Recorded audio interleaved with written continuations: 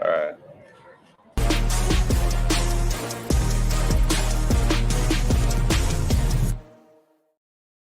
Welcome into episode 270 of the Sources Say podcast, your go-to Kentucky basketball and recruiting podcast on the growing KSR Podcast Network. Sources Say is, as always, brought to you by our good friends at Justice Dental. Visit one of their 2 Lexington locations. That's on Blazer Parkway and Wellington Way by scheduling an appointment online at justicedental.com or by calling 859-543-0700. You can even send a text message to one of their friendly team members at the same number to ask a question or make an appointment. Now is a great time to schedule your dental cleaning. Dr. Thompson, Dr. Justice, and their team strive to provide you with good oral health in a comfortable environment. The Justice Dental team look forward to seeing you soon. I am your host, Jack Pilgrim of Kentucky Sports Radio, joined once again back after a one-day hiatus out of your control, Sean. We tried. It was a valiant effort on our end to live stream the show from Niagara Falls. We weren't able to do that, so instead we got our very good friend Drew Brown to come on. We just recorded it, and the backdrop was absolutely beautiful, and it was worthwhile. But we need to get back to the groove of live streaming and be able to interact with our fans as we are breaking down an unbelievable 104-92 victory over Team Africa. Shawn Smith, first and foremost, thank you for coming back with us. How are you tonight? I am fantastic, and I think that goes the same for BBN from what they've seen from these first 3 games up in Toronto. And I'm sure it's been amazing being there and experiencing it too, Jack, and just seeing this high level of play that this team is putting on at a point where I didn't think that it was possible to look this good with only 10 practices going in. And I made the comment today that some people will say the level of competition's not great, and I certainly think it's significantly better than what Kentucky's played in their foreign tours in the past. But that doesn't matter, regardless of level of player of opponent. The sharing of the basketball and the way Kentucky's winning these games, playing together as a team, that's what stands out the most. And I could care less of who it's against. It's just the level of play, the chemistry, and the things that I did not think were possible to be at the level that it's at this point in July. It's just amazing. And I think a big part of it, Sean, is the role distribution, how everybody is just buying into roles at this stage. Like DJ Wagner emerging as the alpha, Antonio Reeves being the safety net scorer, Trey Mitchell being the glue guy vet who's going to make the extra pass, who's just looking to make the right reads. Reed Sheppard kind of emerging in his own new role as kind of the do it all, whatever you need him to do type guard. Is he our point guard? We'll talk about that here in a little bit. But everybody is buying into that role, and it's not often you get a buy-in from kids this early, especially 17, 18-year-olds used to being, the star of the show. DJ Wagner was the guy at Camden. Reed Sheppard was the guy at North Laurel. Go down the list. Antonio Reeves, everybody on this roster to buy in the way they have at this stage after 10 practices and 2 games leading up to this. This is a really, really impressive, cohesive group that, again, I knew that the talent was there. I just didn't know how they would gel, and for them to gel as fast as they have, that's been easily the biggest takeaway of this trip. Yeah, and someone reminded me today on Twitter and pointed out that I said a couple of weeks ago, or it might have been even sooner than that or more recent than that, that you're not as bad as you seem on this trip, and you're not as good as what you seem. You're somewhere in the middle. But the more that I watch of this and the things that I'm taking away from it is just all those positive things. And I told you going into this trip that I was only going to talk positives until the trip is over, and then we'd kind of hit on some negatives or some things that Kentucky may need to clean up going into the season, Jack. But there's so many positives that I'm thinking about throwing out what I said a week or so ago about it's somewhere in the middle. I actually think that this team is just doing things that I just did not expect them to do.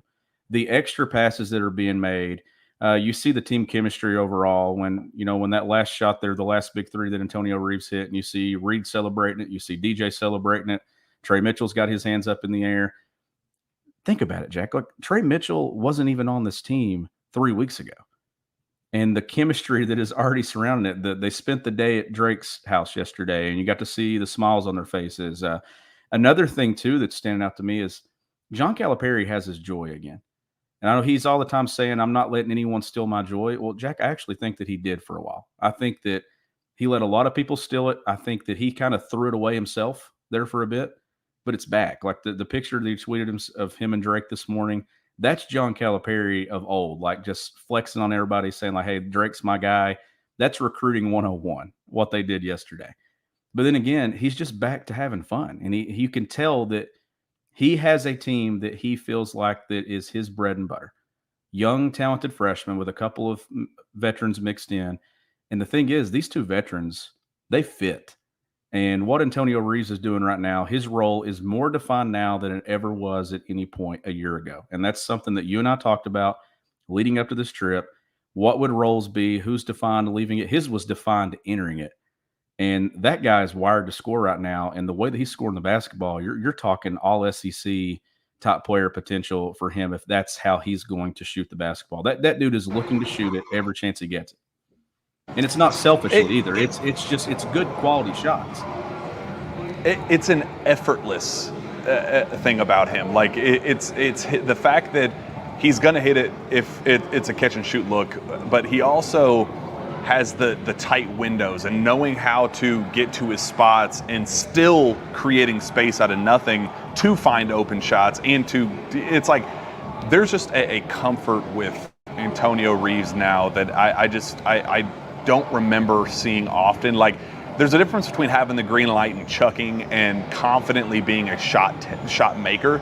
And like there were times last season where he was he's a very good basketball player, professional bucket getter. Like that's what he does. There were times that he could even launch without being overly confident and still make it. But there's a difference between him taking these shots knowing that they're going to fall versus what we saw out of him last year. And Cal brought it up. He airballed that one to far right, wasn't even close to his first shot of the game. And Cal said last year's Antonio Reeves would not make his next attempt. He just wouldn't. He just didn't have that mindset that he has right now. And he goes right back down, takes another one and drills it. That's the type of stuff that we're dealing with Antonio Reeves, and I completely agree. I think his role is completely defined. I understood where those concerns are coming from during the kind of decision-making process and deciding whether to come back or not. Like I understood where he was coming from, not wanting to take a back seat, but I don't think he understood. I don't know if anybody understood how great of a passing team this was going to be and how much ball movement would play in his favor rather than against him. Yeah, and it's just amazing that the ball movement standing out to me, and it's not just one player that's moving the basketball. It's an entire team that's moving the basketball. And I put up some tape yesterday of Rob Dillingham, and I wasn't able to be on the show yesterday, and I know Rob didn't have the best game today, and he's struggling to finish some plays, but I still think Rob's doing a lot of good things, and that's another thing that stands out to me is the assist number that he had yesterday. You see Reed's assist number today. You see Trey Mitchell racking up assists. DJ Wagner's getting. This is a team effort across the board, sharing the basketball. Like that is. There were games last season where Kentucky would finish games and have 8 or 9 assists. They're getting 8 or 9 assists in a quarter right now. And yeah, some of that is because they're making shots at a high clip and a high rate. And I just now put up the shot chart from today because somebody in the comments is like, Sean, where's the final shot chart? Like I've been the guy that's been doing the shot charts for the last couple of games, but I'm making sure I'm going to put those up every single game this season at the end, at halftime, at the end of games and things. It's really cool to kind of look at and see, where shots are coming from. And Jack, a lot of people are saying, or are talking about, is this a change in philosophy? Is this a change in personnel? Personnel has a lot to do with it. The way Kentucky's playing offense right now, running the dribble drive, you're seeing some 5 out, you're seeing the floor spaced. They couldn't do this the last 2 or 3 years with the teams that they had. Like last season, Kentucky didn't have enough dudes that could get the ball by someone, by a defender's hip, and get downhill. And they didn't have the guys on the perimeter that could consistently knock down shots. Like go back to a couple of years ago, Ty Washington's game wasn't built to do those things. Kellen Grady wasn't built to attack off the bounce. Like he was built to make shots. Same thing could be said for C.J. Frederick and some guys Kentucky had last year. But the personnel that Kentucky has, that's why you see shot charts like this. But it's also a change in the way Kentucky's lining up offensively and the things that they're running and the dribble drive. Like it goes hand in hand. So it's really cool to see. But that's 3 straight shot charts that look like that. 3 straight. There's very few long twos. It's a lot of threes and a lot of shots at the rim. That is spacing in a shot chart. You get 81 points in that opener against Germany. You get 93 in game 2 against Canada, and then 104 again tonight, Shawn. And go back to that very first game, that win against Team Germany, and John Calipari's comments after Kentucky launched 27 threes in that one. And Cal said this might be a team that has to take that many per game, because he said if we hit 12, it's game, it's deuces. Like you can't compete with this team the way they attack the basket, the way they finish around the rim, the athletes they have. They're going to get the easy ones. Like that's going to come for this team. If they're also launching and making, because the play style and aggressiveness and just the pacing presents those opportunities, and they can knock down double figure versus that. I mean, that's where this thing gets scary. So they go 27 in game 1, 30 in game 2 against Canada, making 11 in that one, and then 35 attempts tonight, Shawn. I mean, that is a Kentucky fan's dream after just hearing about the archaic offense and the buzzwords in recent years. But how the clear point of emphasis on taking and making open shots and utilizing ball movement to get those easy looks. 14 of 35 from 3 is a Kentucky fan's dream. What they've been begging for however many years it's been. And that's what I was getting at a moment ago, is you could have put Oscar Tshiebwe in that group a season ago in dribble drive, and it wouldn't have looked like it does with this group. Like, it just didn't fit. So a lot of the pushback when it comes to archaic offense, it wasn't just necessarily the way Kentucky was running offense, but it was the personnel. They didn't have the personnel to do the things that they're doing right now. And I think, John Calipari tried to kind of fit an offense and things around that personnel and posting Oscar and getting offensive rebounds. And that wasn't winning basketball games at Kentucky. That's not winning many basketball games in today's basketball world. It was probably one of the better approaches, but he couldn't do the things that they're doing now. But let's talk about it, though. Like, the personnel now fits. They got plenty of guys that are great at getting straight line drives. And how many dudes have we seen knock down threes on this trip? And not to mention Trey Mitchell and his passing ability, interior passing is already improved significantly with him on the floor. Now, Kentucky does need a big, especially on the defensive end. They need an Ugo. They need an Aaron Bradshaw. They need those guys on this roster. And there's been a lot of questions I've been getting in DMs and stuff about, does that change what Kentucky's going to do offensively? Does it clog it up? I don't think so, because those two dudes, they don't excel at posting up. Like, I don't think you're going to see Aaron Bradshaw posting up a ton on the block. That's just not his game. I don't think that's going to be Ugo's game either. I think you're going to see this spacing continue to be there even when those two guys return, but it adds some rebounding. Kentucky struggled some on the glass in this trip. That's obviously going to happen when your biggest guy is 6'9" and he's actually playing a position that's not really his go-to position either. Like, Trey Mitchell's been more of a 4-man than he has been a 5-man. But Kentucky's also turning teams over at a high rate. And things, and you're taking care of the basketball. You're getting a high number of assists. They're canceling some of those things out. They went zone in the second half to kind of negate some of that bully ball that Africa and others have been trying to do. And whoever they play tomorrow, John Calipari said after the game, they're going to attack them in the post. Like, that's going to be the difference. There's going to be a scouting report this time, a full scouting report of 3 games. So there will be a challenge going into tomorrow, but Kentucky's got a scouting report as well. But when you show the shot chart that Stephen put up a moment ago, and that's 3 straight that look like that, that's consistency. And when we went into this trip, I kept saying, I want to see consistency. Well, guess what? You're getting consistency, not from just individuals, but from a team overall and from John Calipari. Have you seen animated John Calipari up there yet? No. Like, Calipari's having a good time. He seems relaxed. He knows what he has.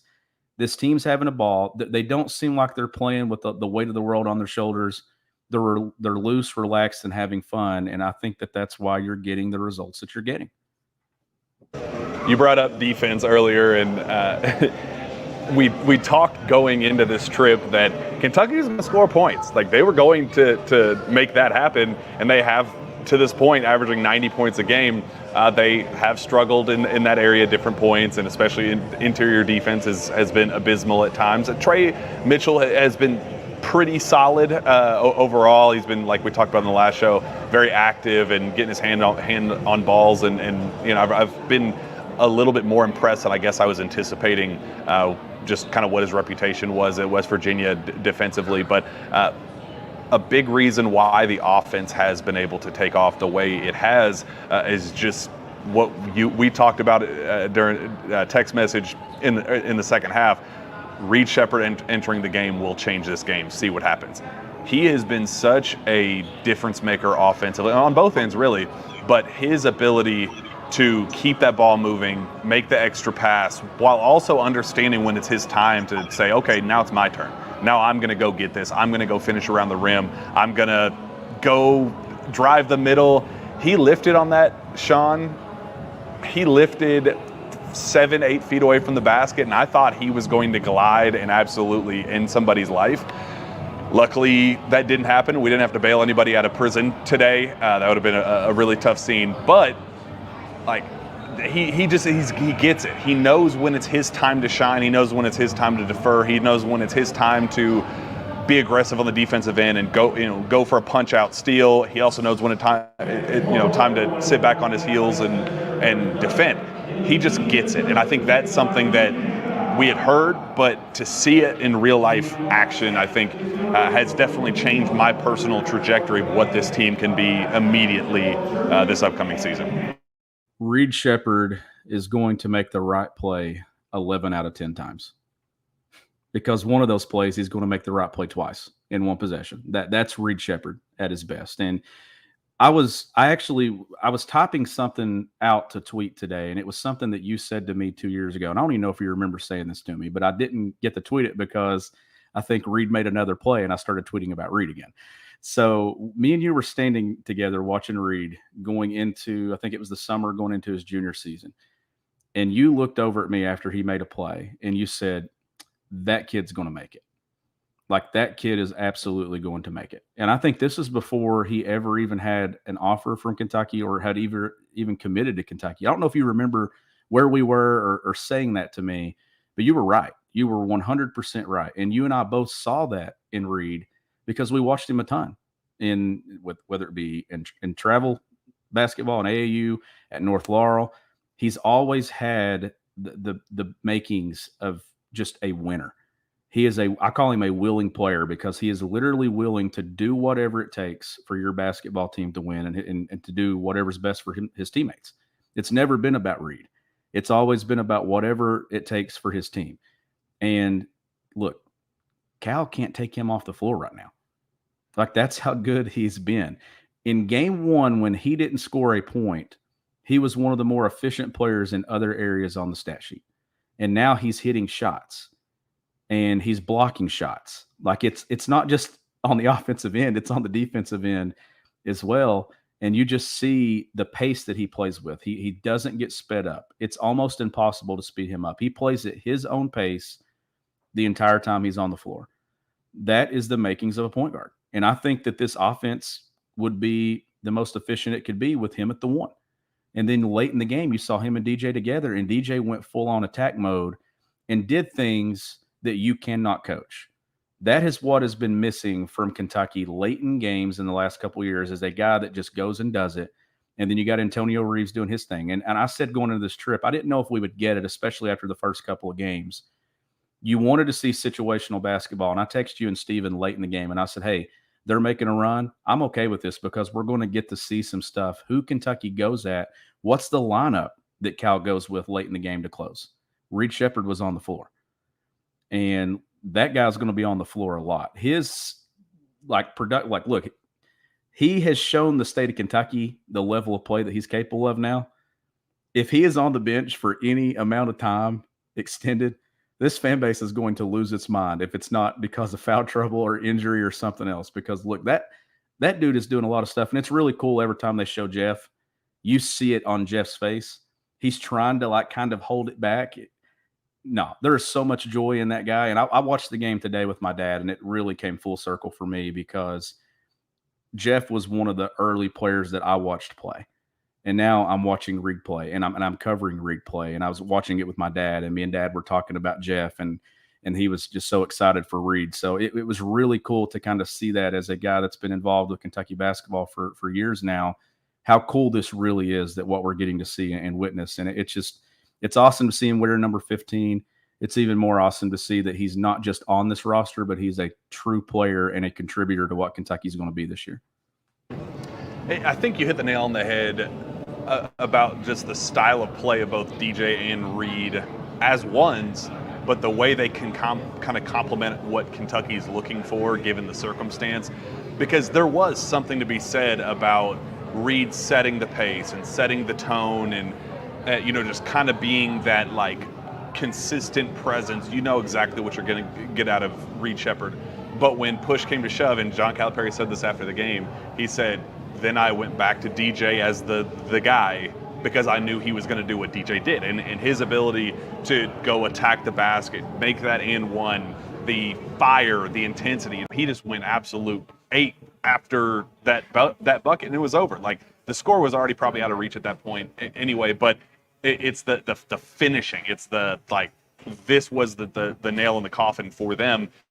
And DJ is that kind of guy. Reed, he'll make shots, and he'll probably be there to take end of game situation shots, but DJ is going to be the alpha. He's going to be the controller and the pace setter in those circumstances. But man, I just think there's something to be said about Reed being the kind of possession by possession primary ball handler, because when the ball is in his hands, good things happen. And I don't know where that leaves Rob Dillingham, and I think that's the interesting thing. There's always going to be a role for a spark plug energy scorer that I think Rob is going to be.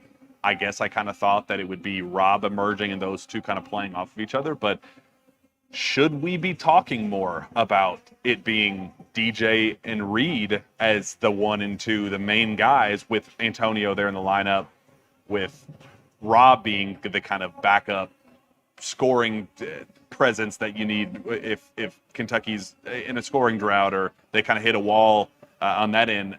Or have we been thinking this all wrong the entire time? It was so hard to tell going in and stuff. That's why I'm so glad that they have this trip and we get some takeaways from it. And look, there's months between now and November where these guys are going to come out of this trip and have things that they need to work on. And for me, Rob is a guy that between now and the start of practice and season, it needs to add some size and some strength. Like that, it has nothing to do with what Rob Dillingham's doing on the floor. It has more to do with what Rob Dillingham's doing diet-wise and in the gym. Like, get in the weight room and get stronger and be able to make some of those plays. Like, Rob's getting to his spots. And I think Rob's still doing a lot of good stuff. And you're seeing a different version of Rob Dillingham than you saw at OT and you saw at the high school level. I feel like Rob is playing within the system. And look, he gave a pretty mature response there today and stuff in interviews. And that, to me, is the biggest takeaway. And when John Calipari's had his best teams at Kentucky, he was all the time talking about you have to sacrifice. The last couple of years, I don't think anyone really that deserved minutes had to really sacrifice, because I just don't think that they had the overall talent where guys that are talented enough to do things or play a ton of minutes elsewhere were not getting minutes that they didn't deserve. Like, if you put Rob on a lot of other rosters in college basketball, he's playing a ton of minutes. And he still may do that at Kentucky this season, but Kentucky's best teams have guys that sacrifice. But Rob Dillingham's going to have his moments, Jack, whether it's playing 15 minutes a night or it's a game where he's going to go off and play 25, 26, 27 minutes. But that response that he had today was just so mature to me, and that tells me that he's going to be okay. And I still think that he's going to have his moments. And I would love to see him come out tomorrow night and go off and hit big shots and kind of help lead Kentucky to a win. But I just feel like that what Reed Sheppard can do for this team offensively and just the presence and the poise that he plays with, that is what's getting him on the floor right now. I felt like he, out of some of these other guys, and I don't think it was that we weren't really talking about him. He was the least heralded of the group coming in, and I know there was a ton of praise and buzz around DJ, but look, Reed was an All-American and McDonald's All-American for a reason. But I just think that the presence and the poise and the maturity that he has on the floor, he knows how to play multiple spots. He can run the 1. He can slide off and play the 2. He can even push and play the 3 and some of that 3-guard look that Kentucky does. he just does things at a clip and at a level right now that I don't think you see many freshmen come in and be able to do with kind of just the flexibility that he can add to you offensively. Like, I don't know, like we said that there would be guys in this trip that we would come out of it and go, wow, that guy really stood out to me. And there will be guys that we go, okay, maybe he underperformed a little bit from what we expected, but we know that that was going to be the case. But overall, I feel like every guy that has played this week, they have done something that has stood out to me that I said, okay, I really like that. And there hasn't been a lot of I don't like that from me because they're playing within themselves and they're playing unselfishly. All the things that I'm seeing can be fixed. Rob can add some size and some strength. Justin Edwards can add some consistency and things that he's doing. I thought he had a much better game, especially early on today. Like there's guys that are still finding their way. Some of them are just a little bit more ahead than others, but we knew that that would be the case. What does it look like about 7-8 months from now, though, when they're all caught up to where they need to be? That's what we're really talking about here. Yeah, the way Rob plays, the let Rob cook, like it almost doesn't allow him to heat up and it doesn't allow him to go for those 35. But, he kind of has to play through some of the early mistakes, get his footing. So he's in a tough spot because you kind of have to have volume to get to the efficiency that you want for a guy like Rob. Like it's kind of one of those push and pull things. Cal said he's going to give him the green light. And I believe he will, but I also think that Rob is kind of playing with a bit of caution right now, knowing that like, okay, Cal's watching me very closely right now. I can't ramp things, like I can't just start going crazy and cooking because it could lead me to sitting on the bench. And so I think he's going to have the biggest adjustment of anybody on the roster. Like I think that he's going to be the one guy because of the obvious size struggles that he's going to deal with no matter what. On top of just the style of play, he's going to be one of those guys that once he finally takes off and finds his footing, he's going to have a 35-point game. Like that, he's built to go nuclear at times. It's just about finding his footing before then to allow him to take off. And I was kind of hoping that we'd get that tonight, especially because I knew the competition itself was a bit lower than the other two, Team Germany and Team Canada. I was hoping this would be the one. And this actually was probably his worst game. So, it's just going to be an adjustment. It's going to be just one of those things that he's going to find it, and I'm hoping that we see it before this event wraps up in the Global Jam. But, we'll see what happens. He will get there. I'm not worried about him at all. But the way he has adjusted in other ways and just his personality and his presence with the media, he said, I understand I'm struggling. Cal's giving me the confidence to come along slowly. Like, this isn't going to be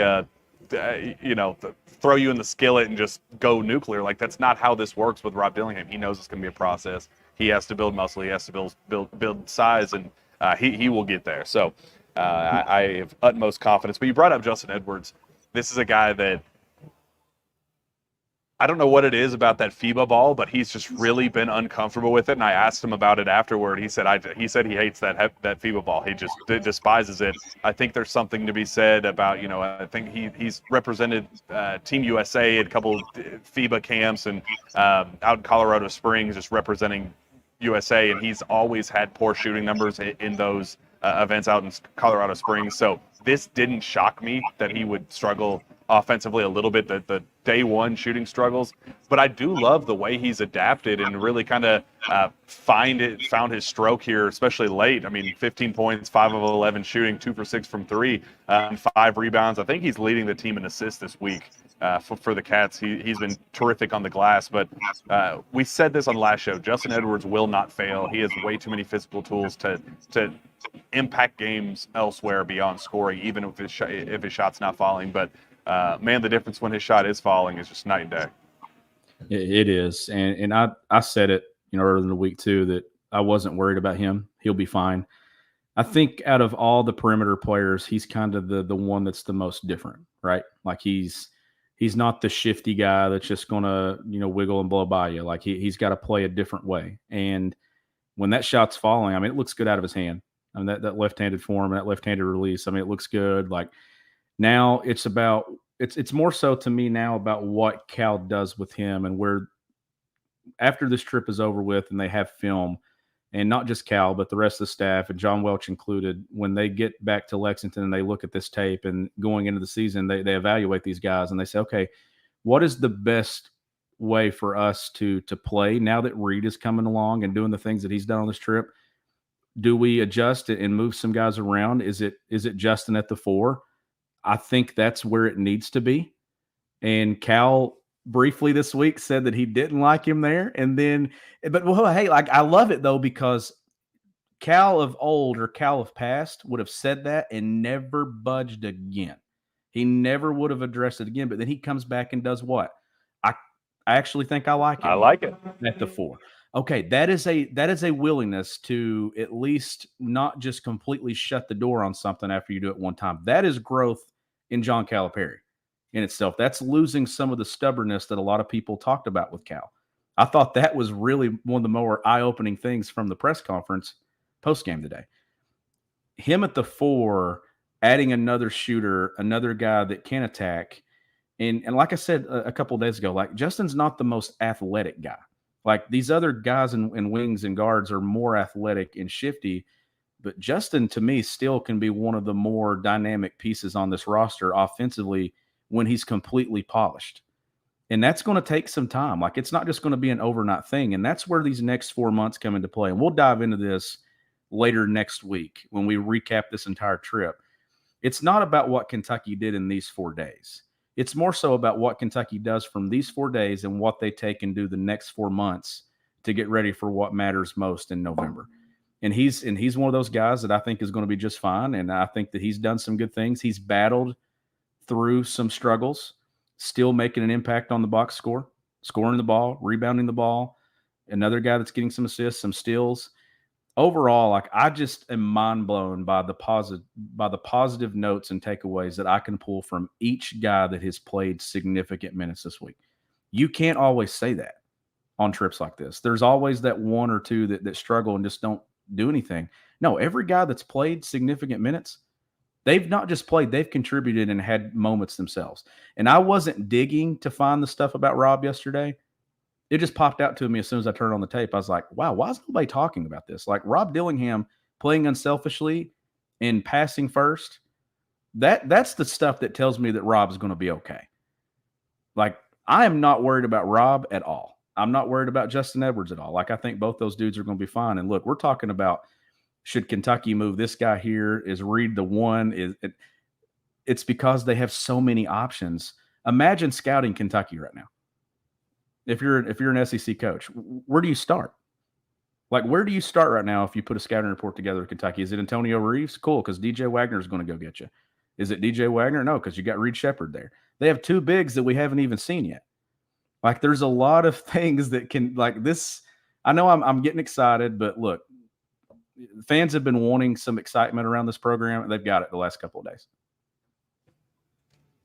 And Cal ran a zone. Like, we could just go back to the days of, fans wanting the modern offense and just the style of play and all that, and then just always griping about, oh my gosh, what Cal is just so stubborn. He's never gonna go zone. It'd be perfect in this circuit. Like, we're getting beat off the dribble constantly. Like, we don't have the athletes to match. Like, you got to go zone. And now, not only do you get the 35 threes in a single game, you also get zone in the same game. It's like Cal's taking a step back and going, all right, yeah, I'm just kind of messing with you guys at this point. Like, oh, remember 2 days ago when I said Justin Edwards was not going to play the 4, when you guys have been clearly talking about Justin playing the 4 and just how amazing it'd be for spacing and all that? Yeah, you're kind of right. I kind of like it too. Like, it just the mindset and the, I don't know. There's just something about it, man, that just, well, first, I do want to get your thoughts on, like, do you think this could be a zone team? I'll have to see it to believe it in a larger sample size for John Calipari. But Cal did run it, and it wasn't awful. Like, I mean, it had its pluses and minuses, but overall, I'm fascinated to see if you think that this could be a zone team.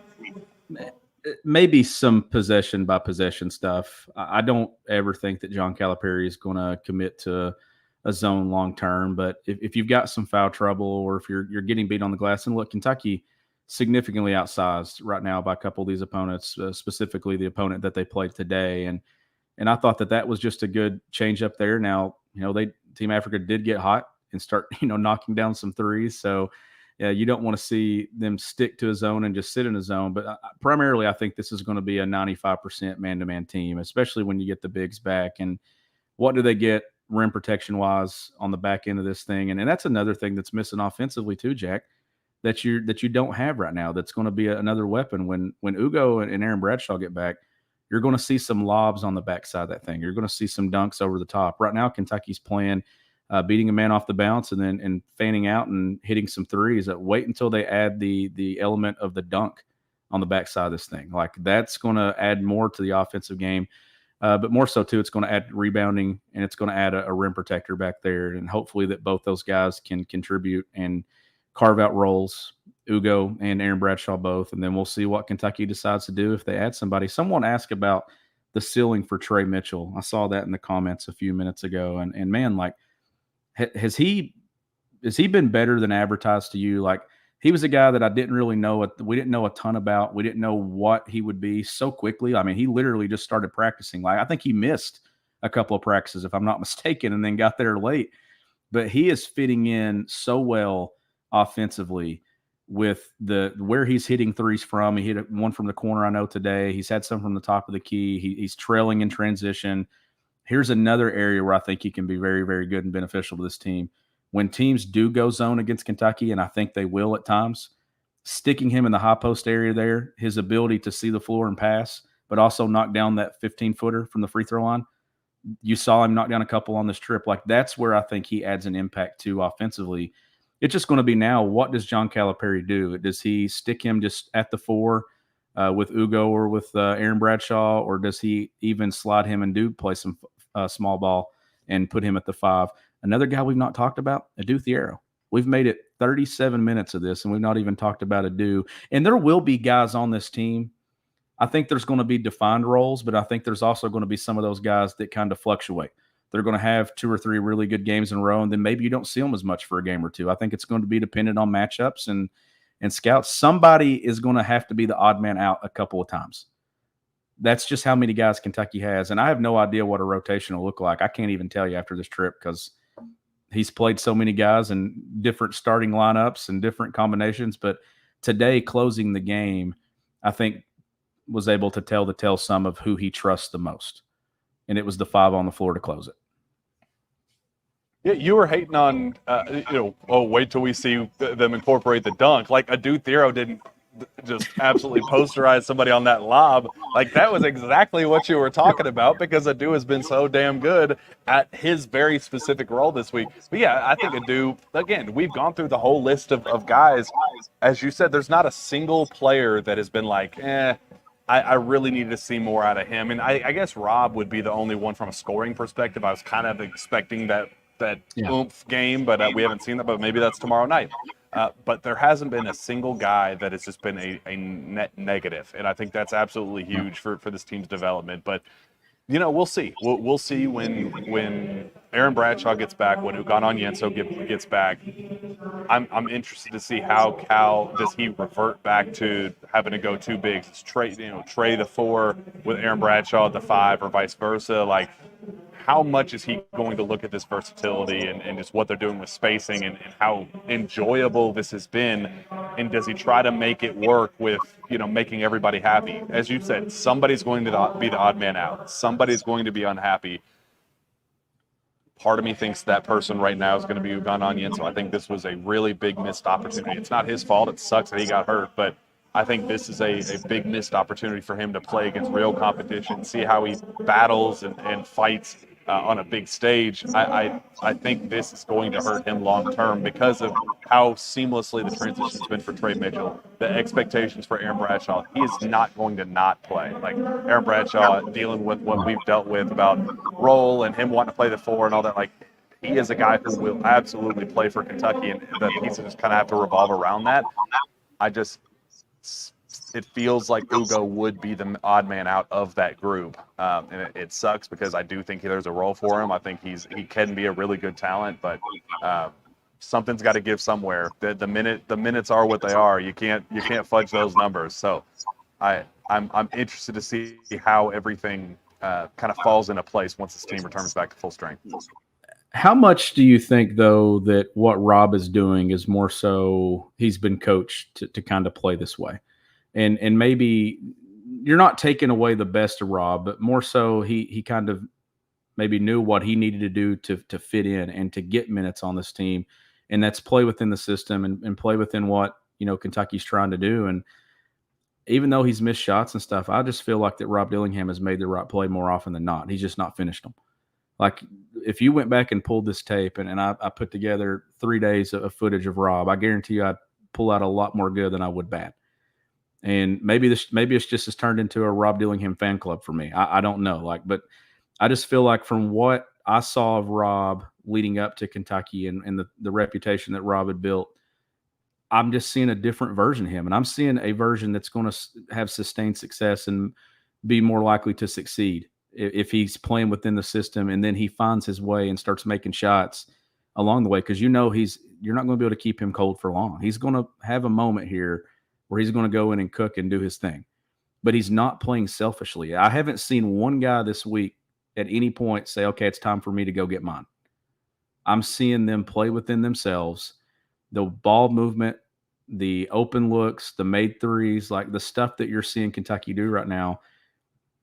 If any of the national guys that have votes into top 25 and preseason polls, and I think a lot of people in the comments here would probably say they don't want to be a top 5 team in preseason. Don't put that target on this team's back.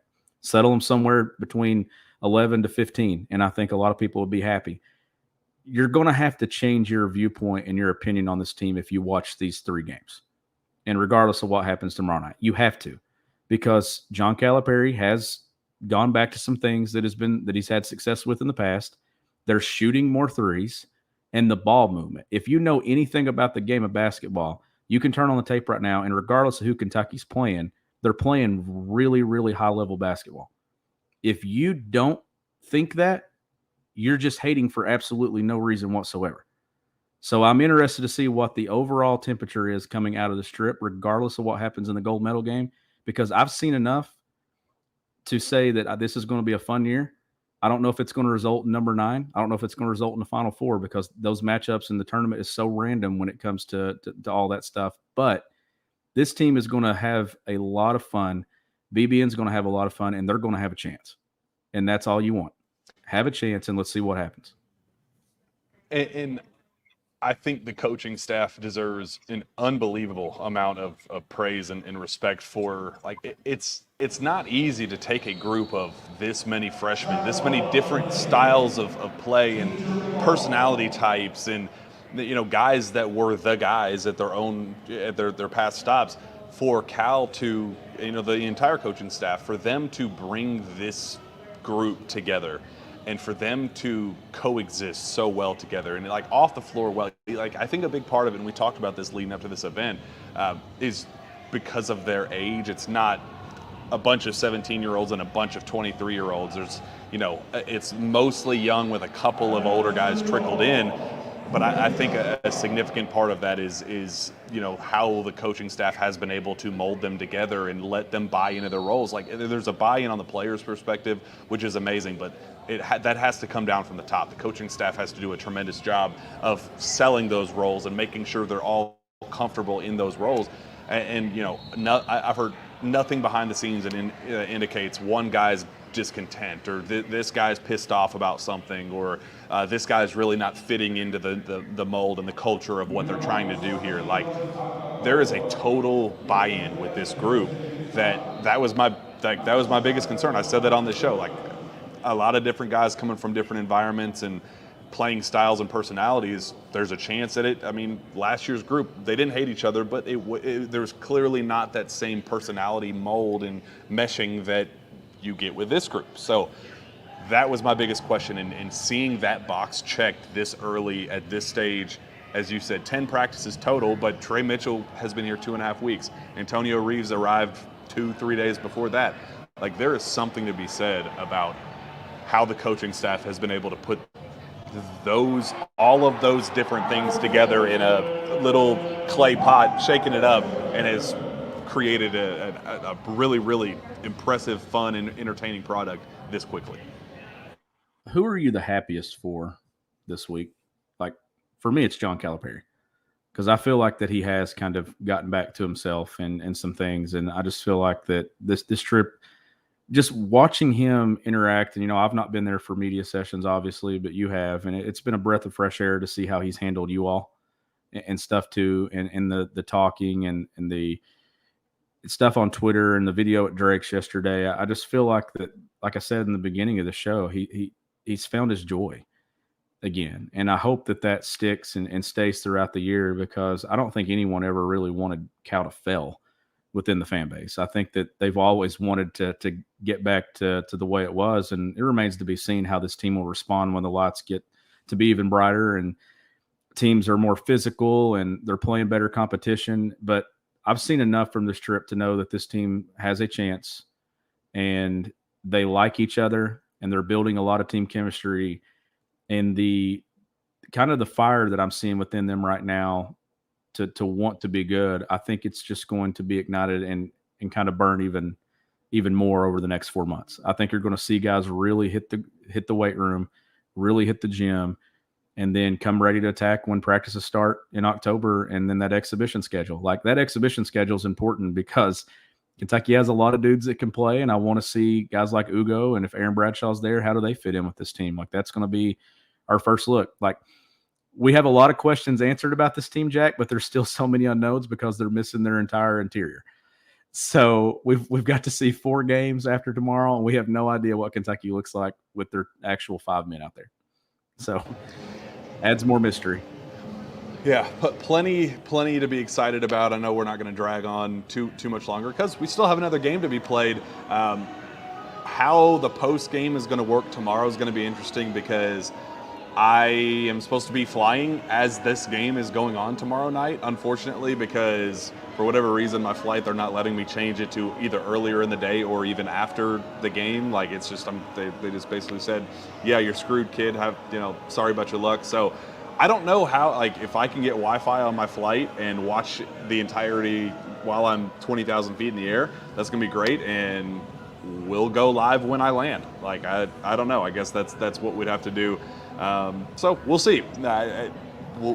I don't know the schedule of when this post-game show will be tomorrow after the game, but it'll come up at some point. If it's not then, it'll be, I guess, Monday early morning or Monday during the day at some point. We'll figure it out. But this has been a blast, man. Seeing what you've heard behind the scenes, and Rob Dillingham being as low maintenance as he's been, this guy being enjoyable, Reed Sheppard exploding the way he has. And you asked me who's the one guy I'm happiest for. Cal, definitely.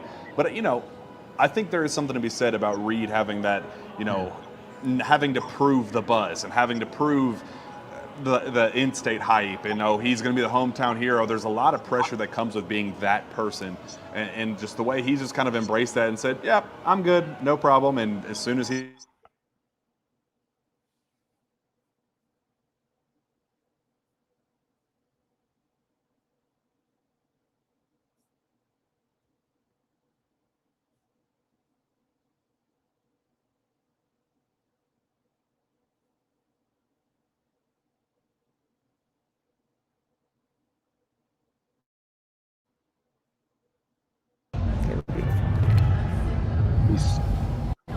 We're getting Jack back on here to close things out in just 1 second. I didn't know if that was me or you all. I was like, I have no idea. No, you're good.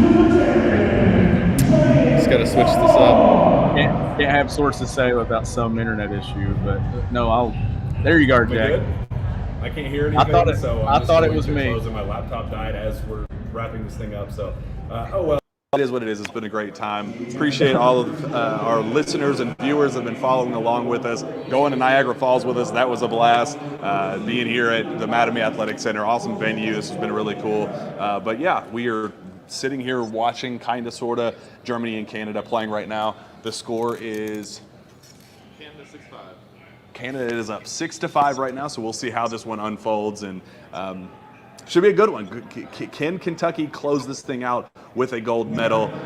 we will see. You can find me on Twitter at Jack Pilgrim KSR. Reach out to me via email, jpilgrim@KentuckySportsRadio.com. Sean, I can't hear you, but tell fans where they can find your work. You can find my work at gobigbluecountry.com, and you can follow me on Twitter at GBBCountry. We'll be back next time. We will see you then.